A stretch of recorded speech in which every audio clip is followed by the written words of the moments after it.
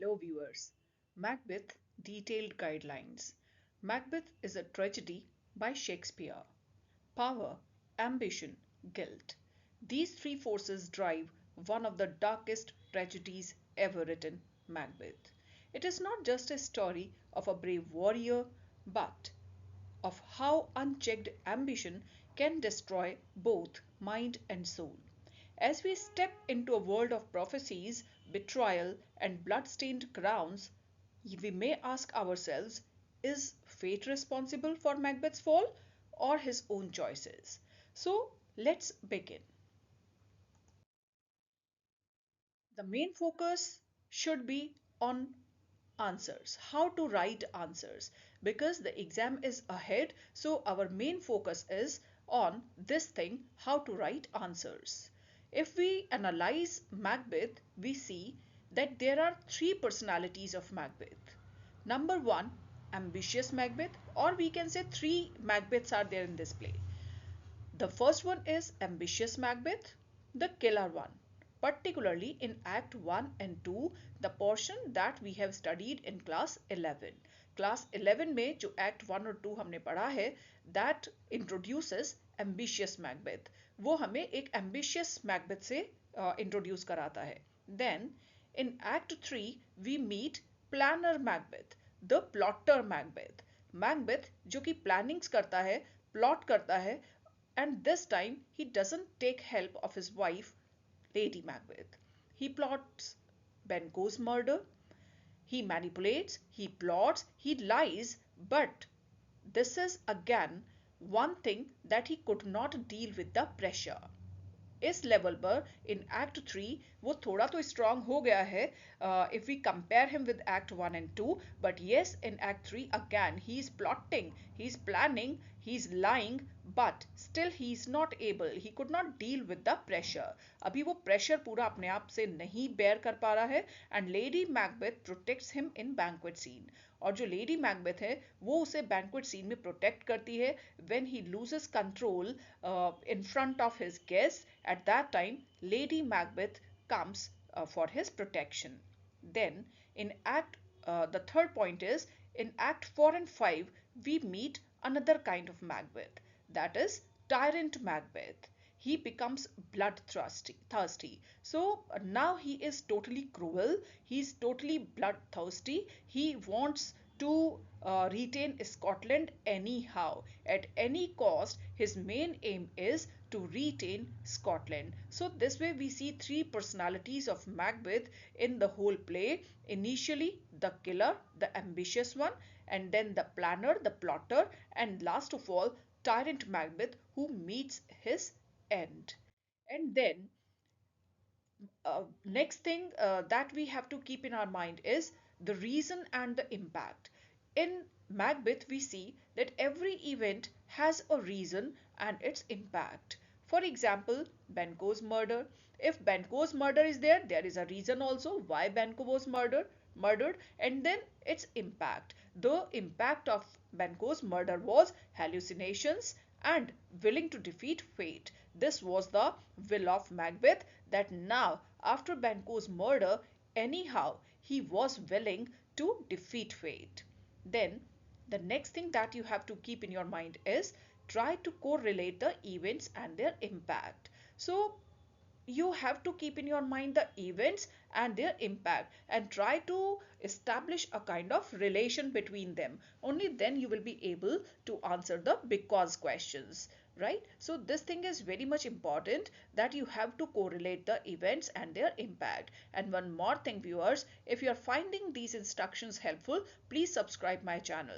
Then the next one is this kind of study will help you answering the MCQs, reasoning questions and 5 marks questions. Your 5 marks questions will be in two parts. Two hints already will be given there in the question paper, and you have to design your answer on the basis of those hints. And yes, don't forget to change the paragraph.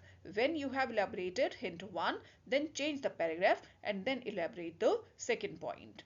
Then next thing is prepare the theme of moral decay, theme of guilt and fate versus free will. So these are some of the thematic questions that can be asked on Macbeth. How there was a destruction in his morality, how he degraded himself from the point of view of morality. Then the theme of guilt, because the theme of guilt can be seen in Lady Macbeth as well as in Macbeth. Then fate versus free will. So what was written in his fate, or what he did as per his own free will. So still, again, I'm saying, if you are finding it helpful, please subscribe the channel and hit the bell icon.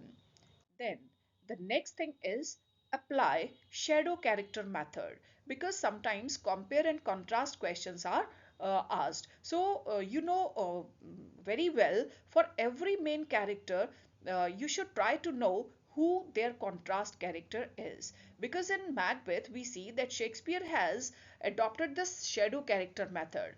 Wherever one main character is there, some shadow character is there in front of him or her. For example, the character contrast can be asked on Macbeth and Banquo, compare and contrast Macbeth and Banquo. Then Macbeth and Macduff, compare and contrast question can be asked.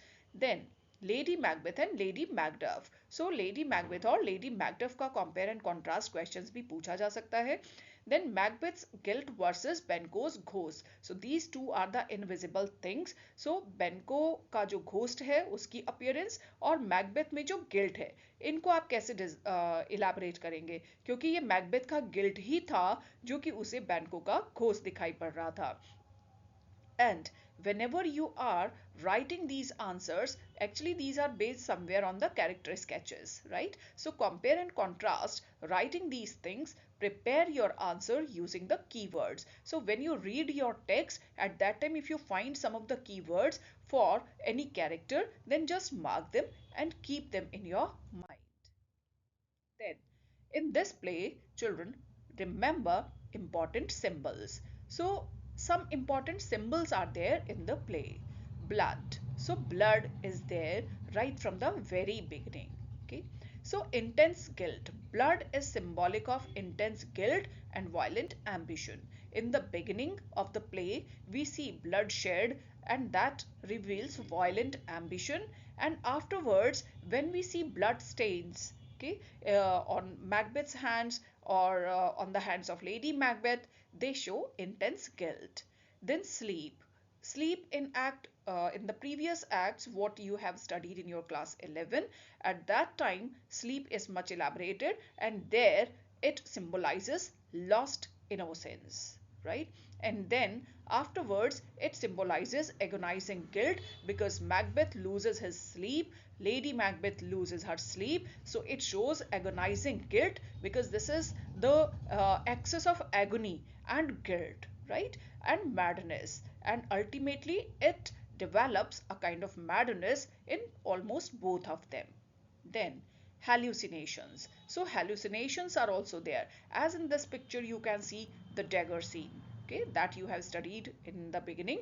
So hallucinations, we may say in the floating dagger, and when Banquo's ghost appear there in the banquet scene, then blood-stained hands we see. Lady Macbeth is very much puzzled, and every time she feels that blood stains are there on her hands.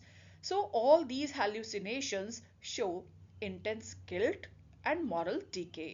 बहुत ज़्यादा जो guilt था, जब वो access में हो गया तो उन्हें हेल्यूसिनेशंस दिखाई पड़ते हैं, और ये दिखाता है उनका moral decay, that how much degraded Macbeth and Lady Macbeth were when they were morally degraded. Then animal imagery is also there. Okay, so particularly he has introduced Shakespeare has introduced predatory creatures like owls, snakes, ravens and lions. So Macbeth's transformation, what they show Macbeth's transformation from a noble warrior to a beast. कैसे जो Macbeth था वो एक Nobel warrior से एक beast में change हो गया. And it also shows disrupted natural order. So disrupted natural order, as in the previous scenes that you have studied the acts in your class 11, we see in the very beginning when Duncan was murdered, his horses behaved in a very abrupt manner. So disrupted natural order. So in order to show that yes, natural order was also disrupted, this kind of animal imagery is used there. Then this animal imagery also shows moral degradation. Okay, so moral degradation किस तरीके से moral values का degradation हुआ, उसको show करने के लिए भी writer ने animal imagery का use किया है. Then why questions? Whenever reasoning questions are there, always remember you have to read every point in the play keeping why. Why should be there in your mind. Whenever you read any episode, any scene, be alert, keeping this question why in your mind. For example, why Malcolm initially does not trust Macduff, क्यों Malcolm in the beginning Macduff पर विश्वास नहीं करता है, or why Lady Macduff rubs her hands again and again. So why is always there. So don't skip this thing. Only then you will be able to answer your reasoning questions. So remember this golden rule. In Shakespeare, every action has a cause. कोई भी action हो रहा है, कोई भी event हो रहा है, तो उसका एक कॉज जरूर है. सो जब आप प्ले को रीड कर रहे हैं, when you keep this golden rule in your mind, then of course you will be able to answer your reasoning questions in a very perfect manner. So I hope this video is going to be very much helpful for you when you are going to analyze Macbeth. So thank you. Like, share and subscribe my channel. Thank you.